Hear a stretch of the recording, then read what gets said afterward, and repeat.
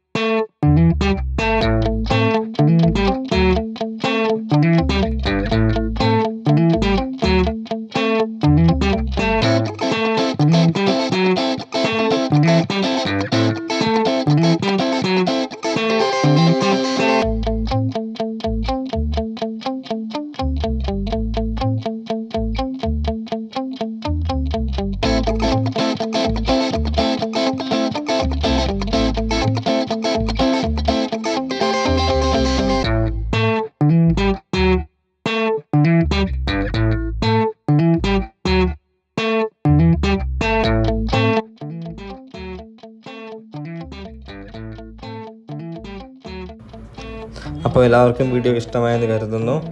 അപ്പോൾ എല്ലാവരും ലൈക്ക് ചെയ്യുക, ഷെയർ ചെയ്യുക, സബ്സ്ക്രൈബ് ചെയ്യുക. Thank you so much for watching the video. അപ്പോൾ ഇനി അടുത്ത നെക്സ്റ്റ് കിടിലൻ വീഡിയോ ആയിട്ട് വരുന്നവരെ ടാറ്റാ, bye bye, see you, take care.